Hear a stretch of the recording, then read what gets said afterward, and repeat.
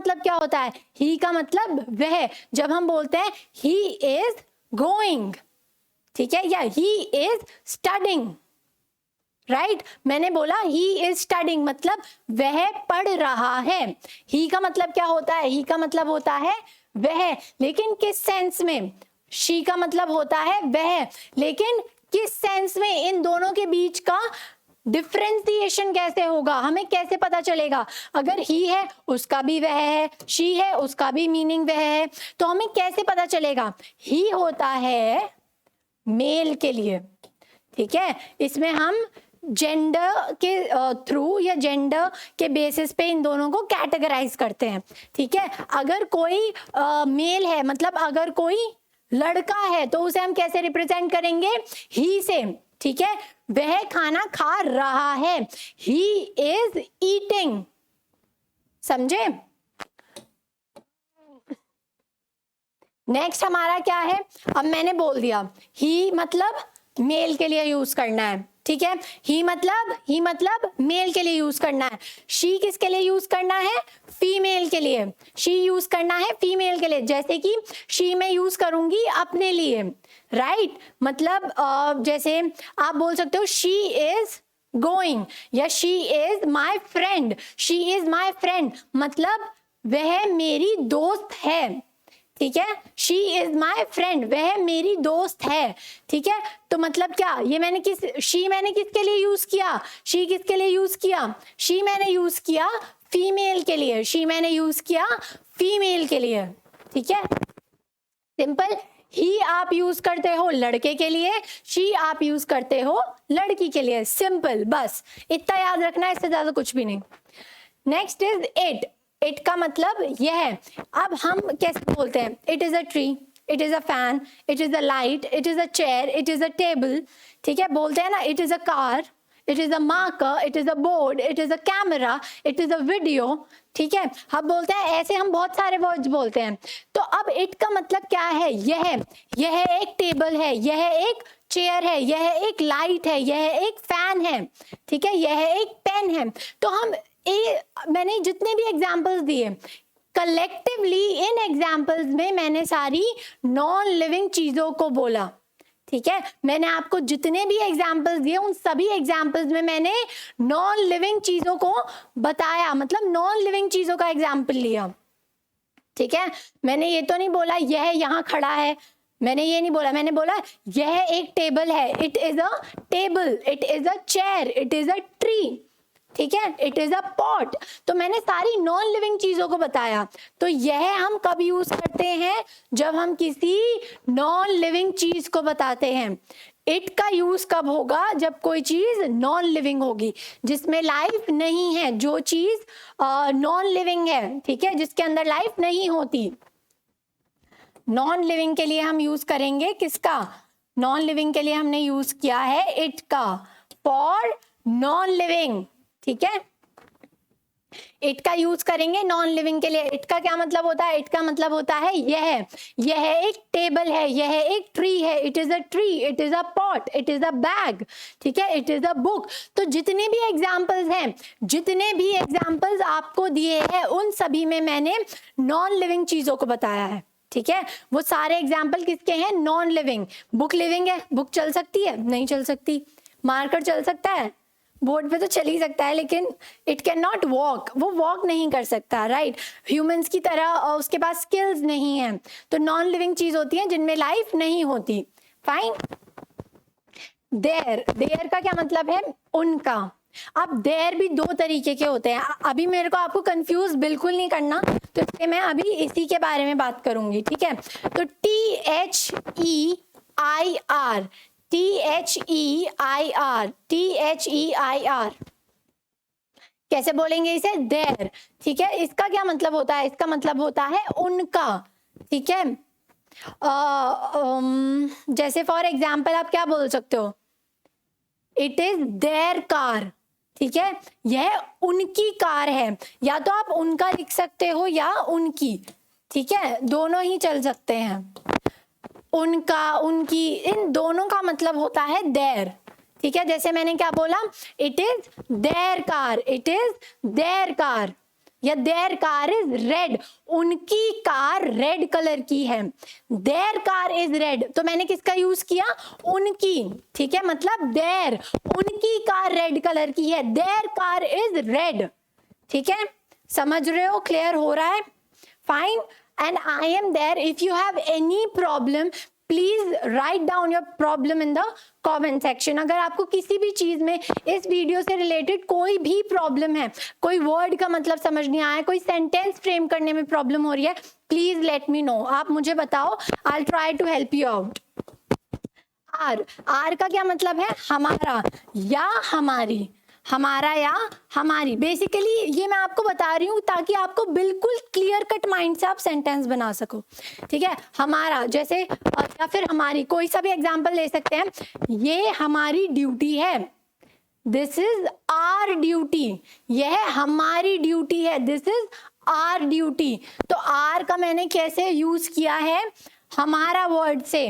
Are का क्या मतलब होता है, हमारा या हमारी, दिस इज आर ड्यूटी, ये हमारी ड्यूटी है, ठीक है, या फिर दिस इज आर कंट्री, ये हमारी कंट्री है, ठीक है, समझ गए, फाइन, वेरी गुड।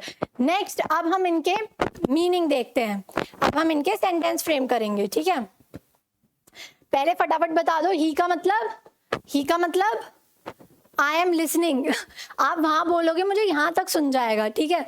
ही का मतलब, वेरी गुड, ही का मतलब क्या है, वह, ठीक है, किस सेंस में, मेल, अगर लड़का है तो मेल, ठीक है, और अगर लड़की है तो उसके लिए भी हम वह यूज करेंगे, लेकिन क्या होगा, फीमेल, मतलब अगर लड़की है तो फीमेल, लड़का है तो मेल, ठीक है, बस यही डिस्टिंक्शन है इन दोनों में, वरना ही के लिए भी वह यूज होता है और शी के लिए भी वह यूज होता है, समझे, फाइन। अब हम इनके सेंटेंसेस फ्रेम करेंगे, सेंटेंस हम बनाएंगे इनके लिए, ताकि सेंटेंस, पता है क्यों फ्रेम कर रहे हैं हम, सेंटेंस हम इसलिए फ्रेम कर रहे हैं ताकि आपको बिल्कुल क्लियर हो जाए कि कैसे हम अपना सेंटेंस बना सकते हैं, कैसे सेंटेंस को ट्रांसलेट करेंगे, कैसे सेंटेंस को फ्रेम करेंगे, ठीक है, फाइन। तो अब ही का सेंटेंस मैं बनाती हूं,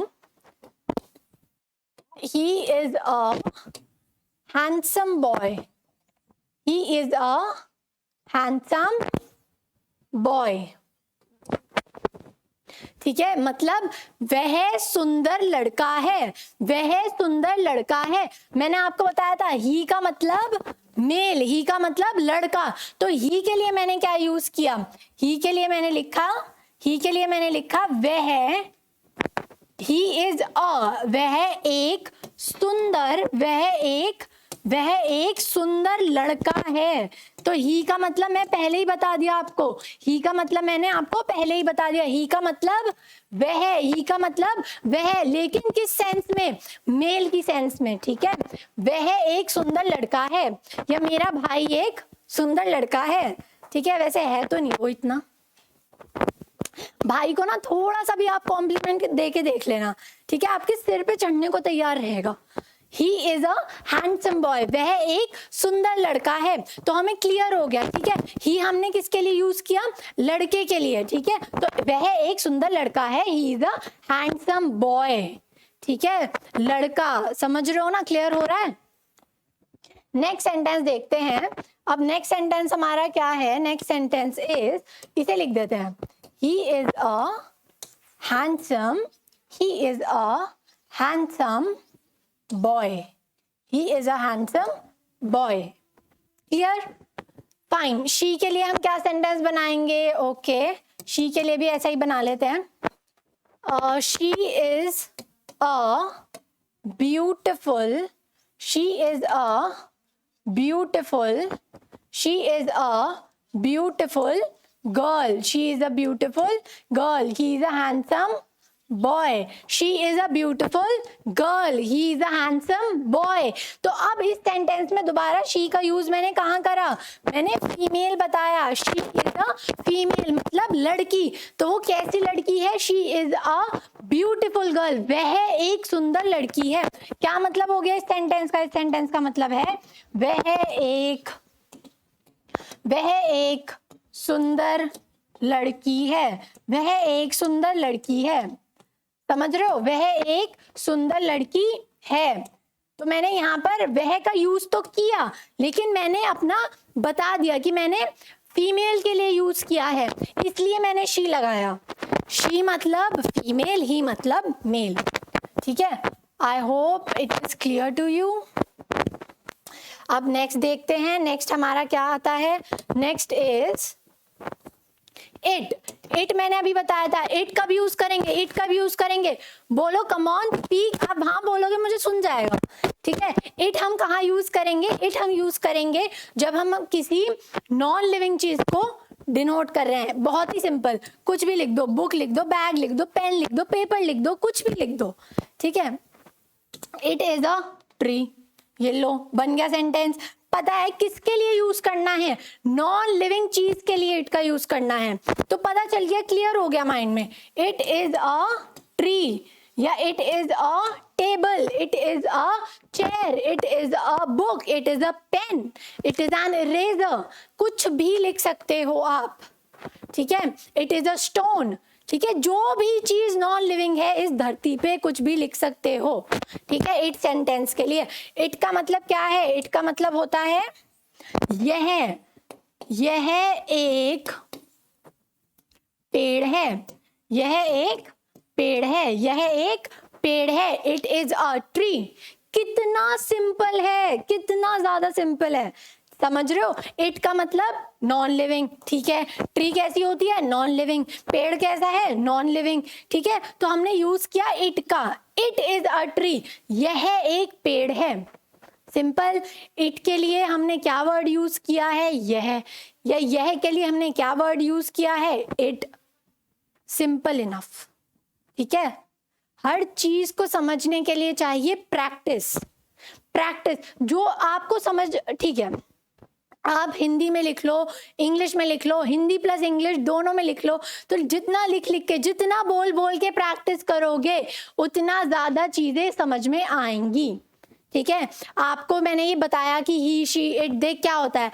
आप अपना मिरर के सामने खड़े हो, बोलने लग जाओ, सेंटेंस खुद के फ्रेम कर लो। कितना तो सिंपल है। इट का एग्जांपल ले लेना, इट इज अ ट्री। आप 5 सेंटेंस बोलो, इट के ऊपर 5 सेंटेंस बोलो। आपका होमवर्क है ये। जितने भी वर्ड्स हमने यहाँ डिस्कस करे हैं, उन पर आपको 2-2, 3-3, 4-4, जितने में भी कंफर्टेबल हो स्टार्टिंग में, ठीक है, उतने सेंटेंस बोलो, उतने सेंटेंस फ्रेम करो, देखो होते हैं या नहीं।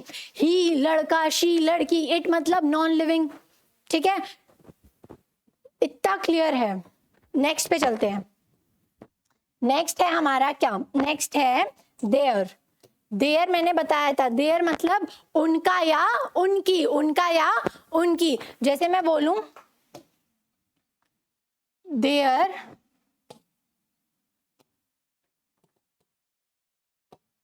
There car is nice.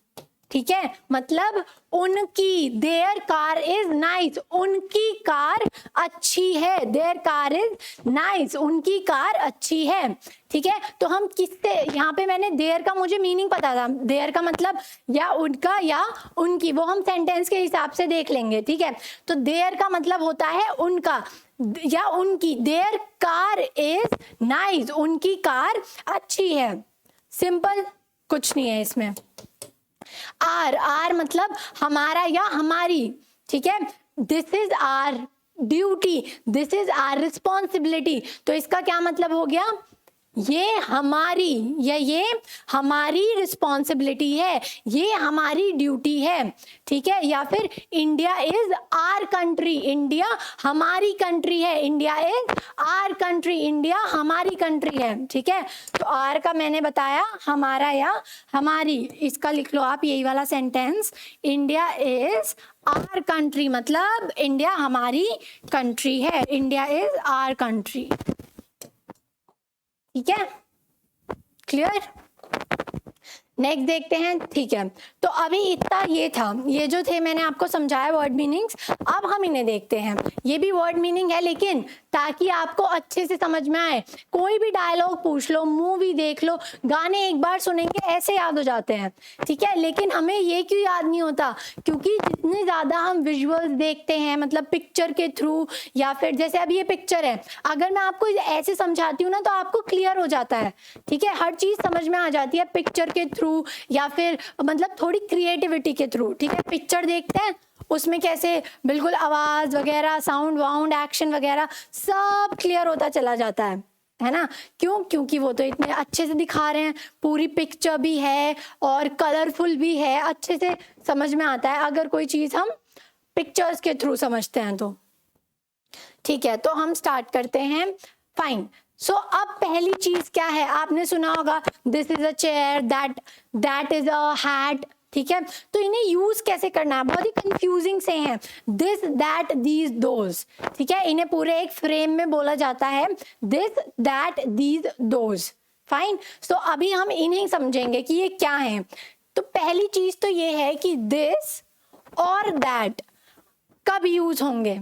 इन दोनों का ग्रुप है, दिस का और दैट का ग्रुप होता है, दीज का और दोज का ग्रुप होता है। दिस दैट एक साथ, दिस दैट भाई भाई हैं और दीज दोज उनके दुश्मन हैं, ठीक है। ये दोनों एक साथ, ये दोनों एक साथ। फाइन। दिस और दैट का यूज कब होगा? दिस दैट का यूज होता है सिंगुलर फॉर्म में। दिस दैट का कब यूज होगा? सिंगुलर फॉर्म में। दीज और दोज का कब यूज होगा? प्लूरल फॉर्म में, जब बहुत सारी चीज हो। सिंगुलर मतलब वन, सिंगल एक, ठीक है।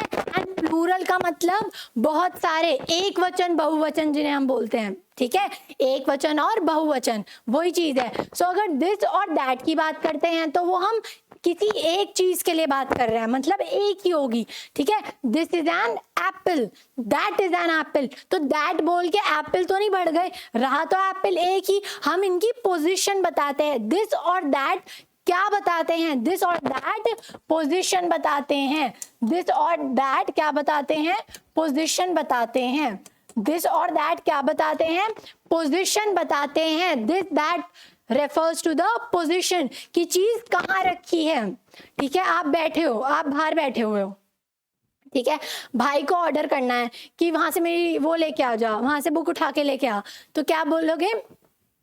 माई book is there, pick it up and give it to me, ठीक है। मतलब आप पोजीशन बता रहे हो, कहाँ है? दिस इज देयर, वो वहां है, ठीक है। तो दिस का मतलब पास में, अगर कोई चीज आपके पास है। दिस इज अ चेयर, अगर कोई चीज आपके पास है तो तब आप दिस का यूज करोगे, ठीक है। जैसे दिस इज अ मार्कर, मैंने ये नहीं बोला कि दैट इज अ मार्कर। क्यों? क्योंकि ये मार्कर मेरे पास है, ठीक है, मेरे नियर है, मेरे पास है। मैं इसे दैट से यूज नहीं कर सकती सेंटेंस में, ठीक है। मैं यहाँ पर दैट का यूज नहीं कर सकती। क्यों? क्योंकि दिस हम कब यूज करते हैं? जब कोई चीज हमारे पास होती है। तो ये मार्कर मेरे पास है, तो मैंने बोला दिस इज अ मार्कर, ठीक है। अगर मेरे पास एप्पल होता, जैसे कि एग्जाम्पल में है, तो मैं क्या बोलती कि this is an apple, this is an apple. क्यों? क्योंकि ये मेरे पास है, ठीक है। देखो, अगर मैं यहाँ हूं, फॉर एग्जाम्पल ये मैं हूं, ठीक है, या फॉर एग्जाम्पल ये आप हो, बोलोगे सारे एग्जाम्पल अपने, चलो ठीक है, ये आप हो, ठीक है। तो आपके पास है एप्पल, आपके पास है एप्पल, इसलिए आप दिस का यूज करोगे। लिखा है ना, जब कोई चीज नियर होगी, जब कोई चीज पास में होगी, तब यूज करेंगे दिस का। क्लियर? सिंपल, ठीक है। This is a book, this is a chair, this is a marker, this is a pen, कुछ भी बोल सकते हो। दिस इज अ बोर्ड, क्योंकि ये मेरे पास है, ठीक है, मेरे नजदीक है, ठीक है। ये नहीं कि मेरे पास है, मतलब मेरे से क्लोज है, मेरे नियर है। फाइन। अब दैट को देख लेते हैं। दैट, ठीक है, तो वर्ड से ही पता चल जाता है। दिस मतलब जो चीज पास है, दैट मुझे उसके लिए पॉइंट आउट करना पड़ रहा है, दैट मतलब मेरे से दूर, ठीक है। सो मैंने क्या बोला? That is an apple. अगर कोई चीज मेरे से दूर होगी तो उसके लिए कौन सा वर्ड यूज करूंगी? अगर कोई चीज मुझसे दूर होगी तो उसके लिए हम यूज करेंगे दैट का। हो गई ना पोजीशन, दिस दैट, दोनों पोजीशन ही तो बता रहे हैं। अगर कोई चीज पास है तो दिस, कोई चीज दूर है तो दैट। Simple, clear. इसे हटा देते हैं, इतना ज़्यादा आपको दिखेगा नहीं, ठीक है। अगर आप स्क्रीनशॉट लेना चाहते हो तो इसलिए मैंने ये हटा दिया यहाँ से, ये हौच पौच हो रहा था। फाइन, दैट कब यूज करना है? जब कोई चीज दूर है, जैसे दैट इज एन एप्पल, इससे डिस्टेंस पे है, इससे दूर है, इसलिए क्या यूज हुआ? That, that is an apple, इसीलिए हमने क्या यूज किया? That is an apple, that is an apple, इसीलिए हमने यूज किया क्योंकि ये हमसे दूर है। अगर ये हमारे पास होता है, देख रहे हो, ये अगर हमारे पास होता है मतलब हमारे से क्लोज है, ठीक है, तो हम क्या यूज करेंगे? This is an apple. हो गई ना पोजीशन? बता तो पोजीशन ही रहा है, पास है, दूर है, कितना पास है, कितना दूर है, बता तो पोजीशन ही रहा है। तो दिस और दैट का हम कब यूज करते हैं? जब हम पोजीशन बताते हैं, ठीक है, कि यहाँ है, वहां है, कहाँ है, ठीक है, समझ रहे हो इतना? फिर आ गए, ठीक है। अब एक चीज और, यहाँ पर सिर्फ एक एप्पल की बात हो रही है, चाहे पास हो या दूर, बात किसकी हो रही है? एक एप्पल की। तो ये है सिंगुलर, एक वचन। क्या है ये? एक वचन। क्यों? क्योंकि ये एक की ही बात हो रही है, एक ही एप्पल है, ठीक है। जब एक की बात हो तब हम क्या यूज करेंगे? या तो दिस या दैट, ठीक है। एक हमारे दिमाग में क्लियर हो गया कि अगर एक चीज है तो हम क्या यूज करेंगे? या तो दिस करेंगे या दैट करेंगे। लेकिन दूसरी चीज अब कैसे पता चलेगा दिस का यूज करना है या दैट का यूज करना है? ये पता चलेगा अगर कोई चीज पास होगी तो दिस, कोई चीज हमसे दूर है तो दैट, ठीक है। जैसे that is a camera, this is a pen, समझ रहे हो? मेरे से कैमरा दूर है लेकिन पेन तो मेरे पास है, समझ गए? नेक्स्ट आता है बहुवचन, मतलब प्लूरल, प्लूरल फॉर्म। अब दीज मतलब इन दोनों में एक ही चीज का फर्क है और वो है सिंगुलर प्लूरल। अब मैंने क्या बोला? दीज, मतलब दीज का मतलब भी पास ही है, ठीक है। मतलब जैसे कि दीज आर एप्पल्स, लेकिन ये हैं तो बहुत सारे, दीज आर एप्पल्स हैं तो पास में ही। जैसे दिस हमने यूज किया था पास के लिए, वैसे ही दीज का भी हम यूज करेंगे पास के लिए, ठीक है। लेकिन ये ज्यादा होंगे क्वांटिटी में, जैसे मैंने बोला ना प्लूरल है, ये बहुवचन है, ठीक है, ये बहुवचन है, मतलब बहुत सारे हैं। देख रहे हो आप, यहाँ तो सिर्फ एक एप्पल है, यहाँ पर कितने सारे एप्पल हैं, ठीक है। सो दीज आर एप्पल्स, हैं तो मेरे पास ही लेकिन बहुत सारे हैं, तो हम क्या यूज करेंगे? दीज। बहुत सारे हैं लेकिन पास हैं तो क्या यूज करेंगे? दीज। अगर हमसे दूर हैं तो हम क्या यूज करेंगे? दोज, क्योंकि बहुत सारे हैं, ठीक है। दोज कब यूज करेंगे? जब कोई चीज हमसे दूर होगी, पार होगी। जैसे आप यहाँ देख भी सकते हो कि ये इससे दूर है, ठीक है, ये जो पूरा पैक है ये इससे दूर है, इसलिए हमने क्या यूज किया है यहाँ पे? क्या यूज किया है हमने यहाँ पे? हमने यूज किया है दोज। दोज आर एप्पल्स, ठीक है। अगर मैं यहाँ हूं और बहुत सारे चॉकलेट मेरे से दूर रखी हुई हैं, ठीक है, फॉर एग्जाम्पल मैं यहाँ हूं, वो वहां पे रखी हुई हैं, तो मैं क्या बोलूंगी? Those are chocolates. और अगर एक चॉकलेट मेरे हाथ में ही है तो मैं क्या बोलूंगी? मेरे बहुत सारी चॉकलेट्स मेरे हाथ में है तो मैं क्या बोलूंगी?